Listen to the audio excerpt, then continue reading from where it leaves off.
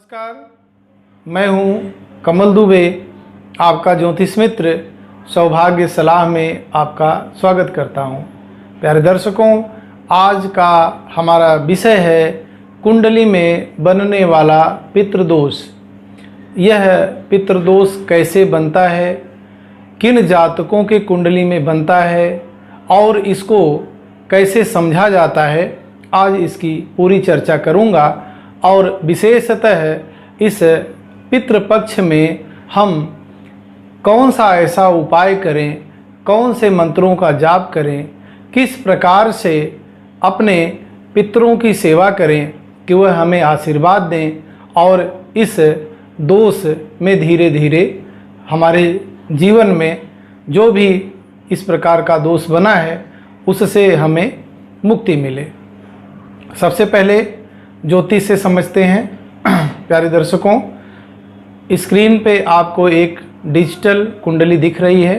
सबसे पहले मैं ज्योतिष से आपको समझाना चाहता हूँ कि अगर किसी भी जातक के कुंडली में पहले घर में सूर्य चंद्र के साथ राहु या केतु विराजमान है तो पितृदोष बना। दूसरे घर में भी, तीसरे घर में भी, चौथे घर में भी, पांचवें घर में भी। कहने का मतलब है किसी भी कुंडली के किसी भी भाव में अगर सूर्य और चंद्र के साथ राहु या केतु देव विराजमान हैं तो यह समझिए आप कि आपकी कुंडली में पितृदोष बना है। यह तो ज्योतिष से मैंने बताया और अब आपको लाल किताब से भी बताते हैं। और दूसरी डिजिटल कुंडली आपके स्क्रीन पे है, उसको ध्यान दें। अगर लाल किताब के अनुसार शुक्र देव, बुध देव या राहु देव दूसरे घर में, पांचवें घर में, नौवें घर में या 12वें घर में विराजमान हैं तो भी पितृदोष बनता है। इससे समस्या क्या आएगी?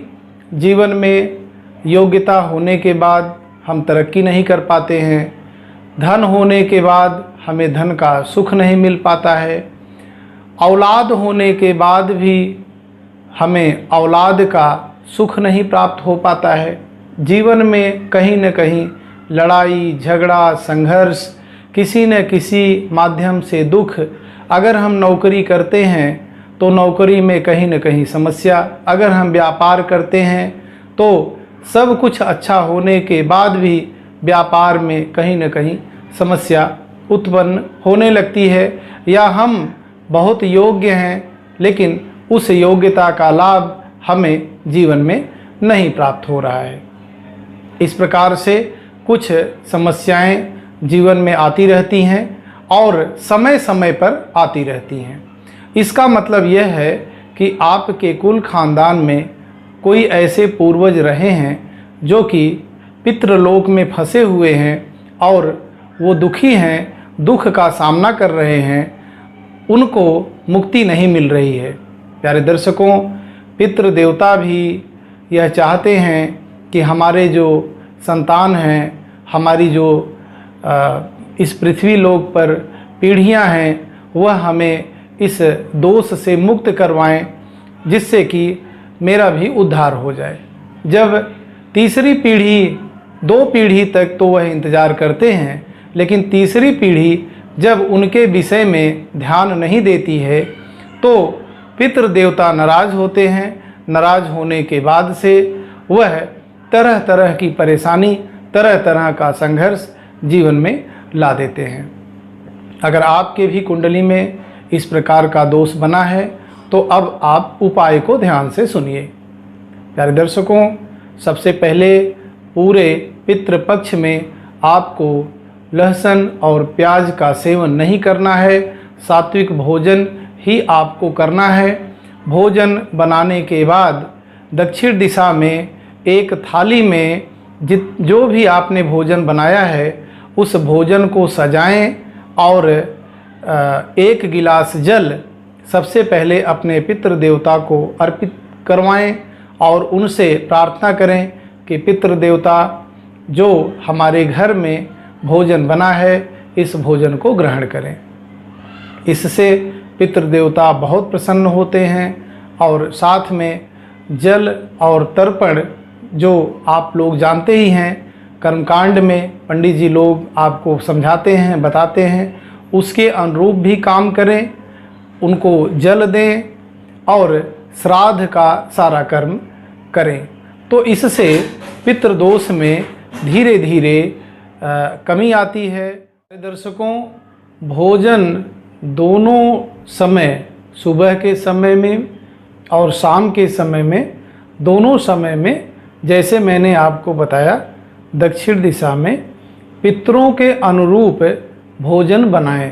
कहने का मतलब है, आपके कुल खानदान में अगर कोई बुजुर्ग हों तो उनसे अपने पितरों के विषय में बात करें जो इस संसार में नहीं हैं, उन्हें क्या पसंद था, जिस प्रकार का भोजन उन्हें पसंद था वैसा भोजन बनाएं और सात्विक बनाएं, प्रेम से बनाएं और ऐसी कामना करें कि हे प्रभु, हे पितृदेवता, आप इस भोजन को स्वीकार करें। हम सब कभी भी आपको भूले नहीं हैं और समय समय पर जब भी हमें आपकी सेवा करने का अवसर मिलेगा, हम आपकी सेवा अवश्य करेंगे। अपने पितृ देवताओं को मजबूत करने के लिए मैं एक विशेष मंत्र बता रहा हूँ, उसका भी 15 दिन जाप करें। मैं बोल भी देता हूँ और स्क्रीन पे भी आपको यह मंत्र दिख रहा होगा। ओम पितृगणाय विद्महे जगत धारिणी धीमहि तन्नो पित्रो प्रचोदयात्। इस मंत्र का आपको एक माला सुबह और एक माला शाम को जाप करना है। इससे आपके पितृ देवता बहुत प्रसन्न होंगे, आपको आशीर्वाद देंगे। आपके जीवन में जो भी संघर्ष है धीरे धीरे कम होता जाएगा और आप इस संसार में जिस उद्देश्य के लिए आए हैं, विकास के लिए आए हैं, अपने पूर्वजों का मान सम्मान बढ़ाने के लिए आए हैं, अपने पूर्वजों का नाम रोशन करने के लिए आए हैं, मुझे उम्मीद है कि आपको वह सभी चीज़ें अवश्य प्राप्त होंगी और विशेषतः आपको सुख, समृद्धि, शांति सब चीज़ें अवश्य प्राप्त होंगी, ऐसी मेरी मनोकामना है।